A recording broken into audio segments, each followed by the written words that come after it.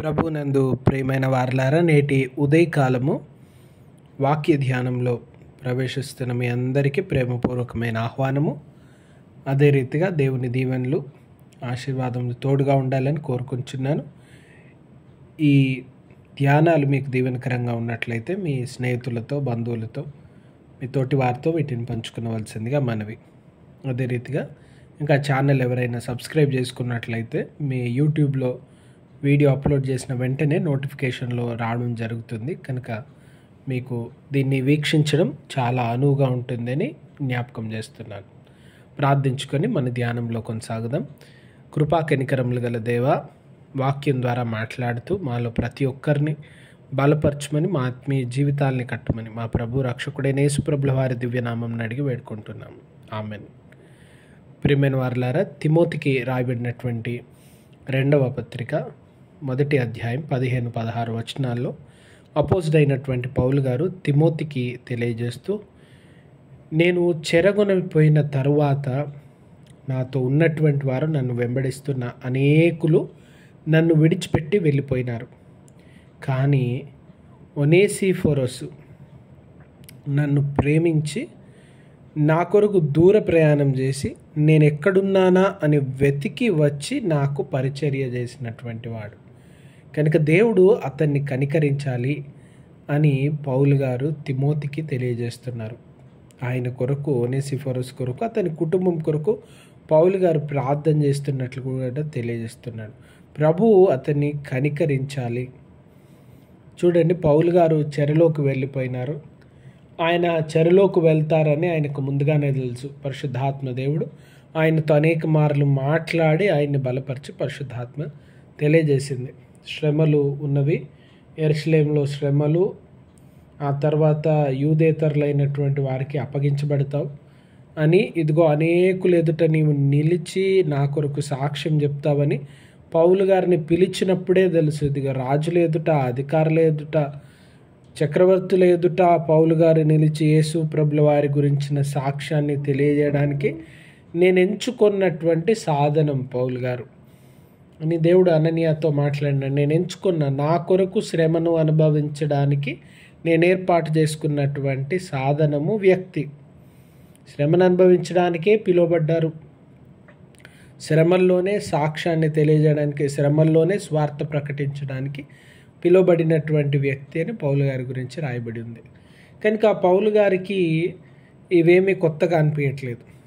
ఆయనకి కొంచెం కొత్తగా బాధగా అనిపించేది ఏంటంటే, ఆయన బాగున్న కాలంలో అనేక చోట్లకు వెళ్తున్నప్పుడు, అనేకులు ఆహ్వానిస్తున్నప్పుడు వెంట వచ్చిన శిష్యులు, తోటివారు, వెంబడిస్తున్నటువంటి వారు ఆయన చెరగొనబడిన తర్వాత పారిపోయినారు, ఆయన్ని విడిచిపెట్టినారు, ఆయనతో సంబంధం కొనసాగించట్లేరు, ఆయనకు దూరంగా వెళ్ళిపోయినారు.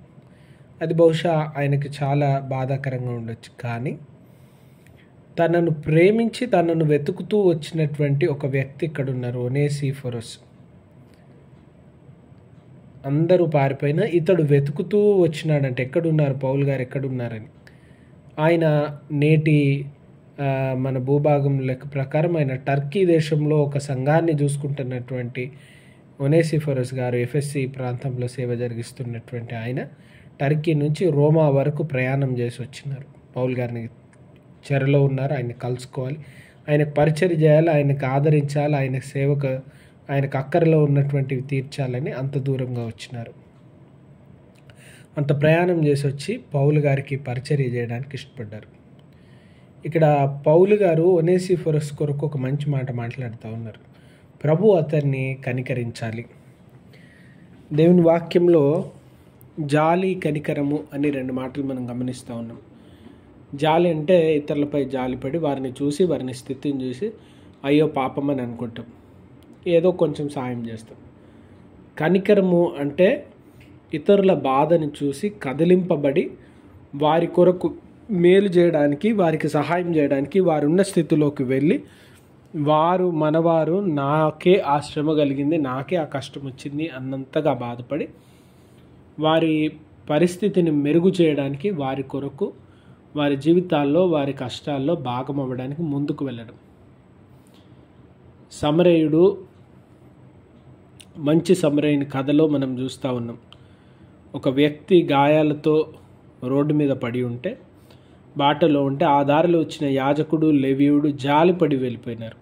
కానీ సమరయుడు అతన్ని చూచి కనికరపడి అతన్ని తీసుకొని వెళ్ళి అతన్ని బాగు చేసినాడు. కనికరము అంటే చూసి బాధ పొందుతుండగా ఆ బాధని గమనించి తీసుకొని వెళ్ళి అతని బాధ మాన్పడానికి, అతని కష్టాలని బాగు చేయడానికి కదిలింపబడి ముందుకు రావడం. ఒనేసిఫోరసు అదే రీతిగా పౌలు గారి పట్ల ఉన్న ప్రేమతో ఏ రీతిగా ముందుకు వచ్చినాడో, ఇప్పుడు అటువంటి ప్రేమ ఒనేసిఫోరస్కును అతని ఇంటి వారికి దేవుడు చూపించాలని పౌలు గారు ప్రార్థన చేస్తూ ఉన్నారు. కష్టాల్లో విడిచిపెట్టనటువంటి వారు నిజమైనటువంటి స్నేహితులు. మనం కష్టంలో బాధలో ఉంటే మనల్ని ఆదరించేవారు, మన కొరకు నిలిచిన వారు, మనకు సహాయకరంగా ఉన్నటువంటి వారు గొప్పవారు, మేలు చేయడానికి ముందుకొచ్చినటువంటి వారు. అటువంటి వారిగా మనం కూడా ఉండడానికి, శ్రమలో కష్టాల్లో ఉన్న అనేకుల్ని జ్ఞాపకం చేసుకుని వారిని బలపరచడానికి ప్రార్థనలలో వారి కొరకు ప్రార్థించాలి. పౌలు గారు చెరలో ఉన్నారు. తను ప్రేమించి వచ్చిన వ్యక్తి కొరకు ఏం చేయలేరు, కానీ ప్రభువుకు ప్రార్థన చేస్తున్నారు. బహుశా మనం ఏం చేయలేని స్థితిలో ఉంటే నమ్మకంగా ప్రార్థన చేద్దాం. కనికరం గల ప్రభువా, వాక్యం ద్వారా మాట్లాడి గొప్ప వ్యక్తుల గురించి తెలుసుకుంటూ కృప చూపినారు. ఈ రీతిగా నా తండ్రి ప్రతి కుటుంబంలో మేలు దీవెన మీరు దయచేయమని యేసు నామమున ప్రార్థిస్తున్నాం. ఆమేన్.